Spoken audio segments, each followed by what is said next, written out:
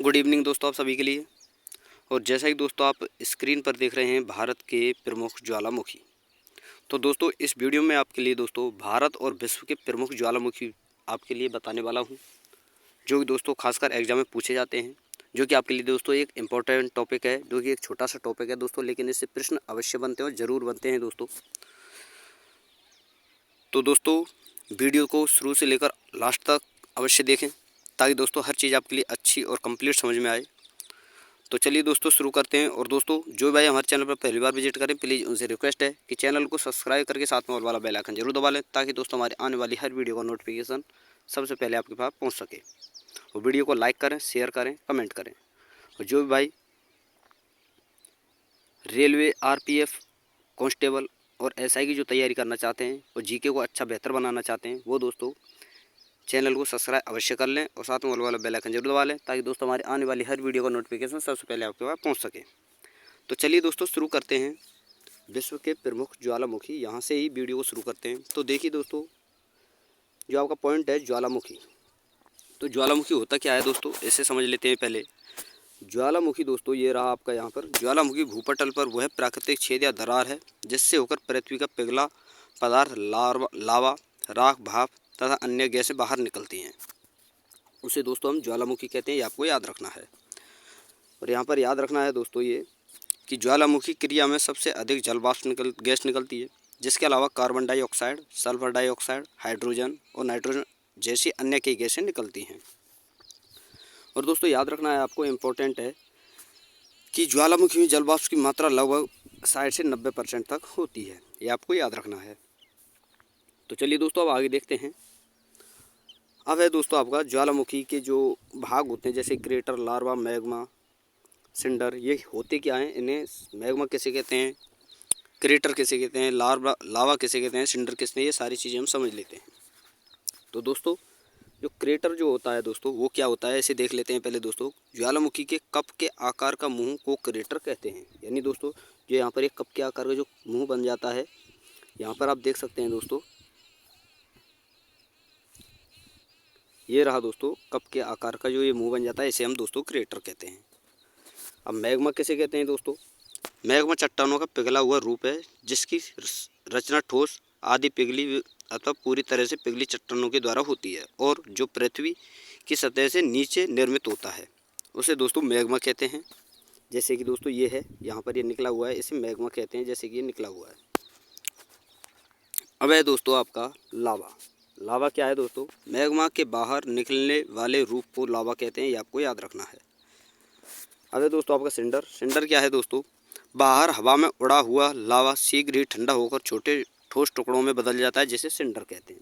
तो दोस्तों ये इंपॉर्टेंट पॉइंट हैं आपके, इन्हें आपको याद रखना है, क्योंकि दोस्तों ये प्रश्न यहाँ से पूछे जाते हैं कि मैग्मा किसे कहते हैं, लावा किसे कहते हैं, क्रेटर किसे कहते हैं, सिंडर किसे कहते हैं, ये सारे प्रश्न पूछे जाते हैं, इसलिए मैं दोस्तों आपके लिए बता रहा हूँ।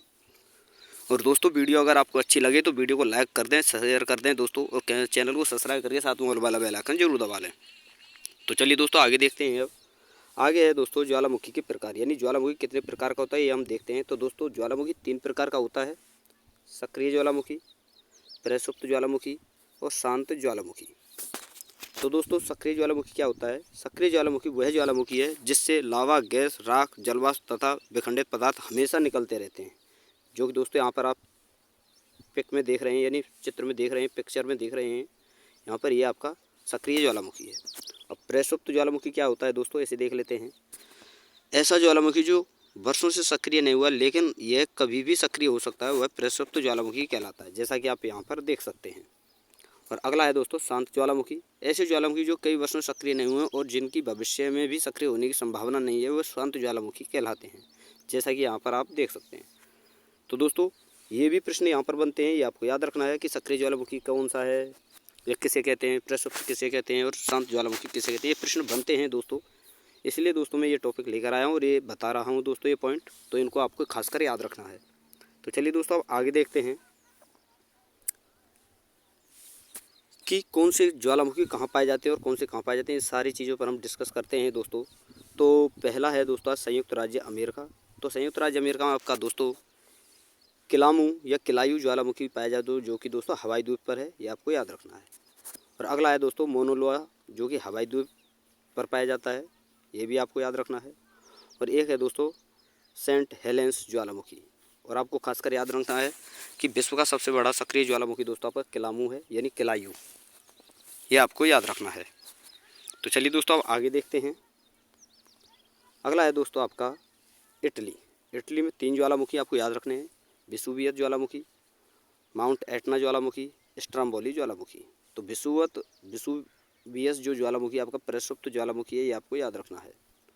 और प्रक्षुब्ध ज्वालामुखी, सक्रिय ज्वालामुखी, शांत ज्वालामुखी, इसके लिए मैंने दोस्तों आपके लिए मैंने पीछे बता दिया है, तो आपको याद रखना है कि कौन सा प्रक्षुब्ध है, कौन सा सक्रिय है। और माउंट एटना जो है दोस्तों, ये सक्रिय ज्वालामुखी है, ये आपको याद रखना है। अगला है दोस्तों स्ट्रोम्बोली, ये भी एक सक्रिय ज्वालामुखी है, ये आपको याद रखना है। और स्ट्रोम्बोली को दोस्तों आपको याद रखना है, इसे भूमध्य सागर का प्रकाश स्तंभ कहा जाता है। और यह दोस्तों इटली के सिसिली के उत्तर में लिपारी द्वीप पर स्थित है। किस द्वीप पर दोस्तों? लिपारी द्वीप पर, ये आपको याद रखना है। कहाँ दोस्तों? इटली में। अब है दोस्तों आपका अगला, इसे भी देख लेते हैं। अब है दोस्तों आपका इंडोनेशिया। तो इंडोनेशिया में दोस्तों आपके 2 ज्वालामुखी पाए जाते हैं, क्राकाटोआ ज्वालामुखी, ये आपको याद रखना है। और दोस्तों माउंट मेरापी ज्वालामुखी, ये भी आपको याद रखना है। तो आपको याद हुआ होगा दोस्तों कि इंडोनेशिया में केवल 2 ही ज्वालामुखी पाए जाते हैं। यहाँ पर आप देख सकते हैं क्राकाटोआ ज्वालामुखी और माउंट मेरापी ज्वालामुखी, जो कि दोस्तों क्राकाटोआ जो ज्वालामुखी आपका सक्रिय ज्वालामुखी है, और ये माउंट मेरापी जो ज्वालामुखी है, ये आपका दोस्तों प्रक्षुब्ध ज्वालामुखी है, ये आपको याद रखना है। अगला है दोस्तों, आगे देखते हैं विश्व के प्रमुख ज्वालामुखी, जैसे कि दोस्तों आप यहाँ पर देख सकते हैं कोटोपैक्सी ज्वालामुखी, यह इक्वाडोर में स्थित है, ये आपको याद रखना है, जो कि विश्व का सबसे ऊंचा ज्वालामुखी पर्वत है, ये आपको याद रखना है। अब है दोस्तों आपका ओजोस डेल सालाडो ज्वालामुखी, जो कि आपका एक सक्रिय ज्वालामुखी है, ये आपको याद रखना है। और अर्जेंटीना चिली में स्थित है। यह विश्व का सबसे ऊंचाई पर स्थित सक्रिय ज्वालामुखी है। सर्वाधिक ऊंचाई पर स्थित सक्रिय ज्वालामुखी दोस्तों कौन सा है? ओजोस डेल सालाडो ज्वालामुखी, जो कि दोस्तों अर्जेंटीना चिली में स्थित है। अगला है दोस्तों एकांगुआ ज्वालामुखी, जो कि एंडीज पर्वतमाला पर स्थित है। यह विश्व का सबसे ऊंचाई पर स्थित शांत ज्वालामुखी है दोस्तों। यहाँ पर देख सकते हैं दोस्तों, जो सक्रिय सबसे ऊंचाई पर स्थित ज्वालामुखी है वो दोस्तों है ओजोस डेल सालाडो ज्वालामुखी। और विश्व का सबसे ऊंचाई पर स्थित ज्वालामुखी जो शांत ज्वालामुखी है वो है दोस्तों आपका एकांगुआ ज्वालामुखी। और अगला जो है दोस्तों आपका, आगे देखते हैं, यह भी आपको याद रखना है कि विश्व के अन्य जो ज्वालामुखी हैं उन्हें भी हम देख लेते हैं दोस्तों। तो यहाँ पर देवबंद ज्वालामुखी जो है दोस्तों आपका ईरान में है। पोपा ज्वालामुखी है दोस्तों आपका म्यांमार में है। किलिमंजारो ज्वालामुखी है जो कि दोस्तों आपका तंजानिया में है।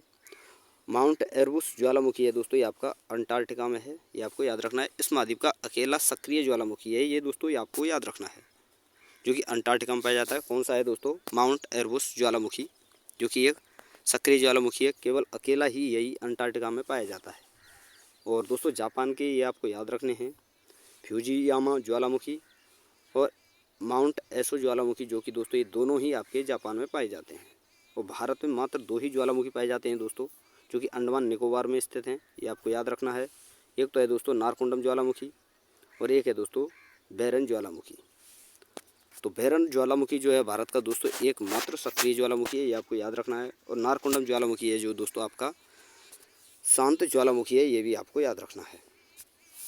तो दोस्तों यहाँ पर जितने भी ज्वालामुखी बनते थे, जिनसे प्रश्न बनते हैं और पूछे जाते हैं, वो सारे मैंने आपके लिए बता दिए हैं। और खासकर आपको इन पॉइंटों को याद रखना है दोस्तों कि ज्वालामुखी किसे कहते हैं, इससे कितने प्रतिशत जलवाष्प निकलती है ज्वालामुखियों से। और फिर दोस्तों यहाँ पर भी आप देख सकते हैं क्रेटर लावा, मैग्मा, सिंडर, इनको भी आपको याद रखना है। ये प्रश्न पूछे जाते हैं दोस्तों, इसलिए बोल रहा हूँ। और यहाँ पर आप देख सकते हैं ज्वालामुखी दोस्तों संयुक्त राज्य अमेरिका में 3 ही हैं, ये आपको याद रखना है। और यहाँ पर दोस्तों इटली में भी 3 हैं, ये भी आपको याद रखना है। और अगला है दोस्तों यहाँ पर इंडोनेशिया में 2 हैं, ये भी आपको याद रखना है। यहाँ पर दोस्तों ये कोटोपैक्सी इक्वाडोर ज्वालामुखी जो है विश्व का सबसे ऊंचा पर्वत ज्वालामुखी है, ये आपको याद रखना है। तो सारे ज्वालामुखी जो हैं इंपॉर्टेंट हैं, सारे मैंने आपके लिए बता दिए हैं, जो कि प्रश्न में एग्जाम में पूछे जाते हैं। बस यही एक छोटा सा टॉपिक था इसका। तो दोस्तों यहाँ पर ही हमारा टॉपिक समाप्त होता है। और अगर आपको वीडियो पसंद आई हो तो प्लीज़ आपसे रिक्वेस्ट है कि चैनल को सब्सक्राइब करके साथ में ऑल वाला बेल आइकन जरूर दबा दें और वीडियो को लाइक करें, शेयर करें, कमेंट करें। तो थैंक यू दोस्तों, धन्यवाद। फिर मिलते हैं नई वीडियो के साथ।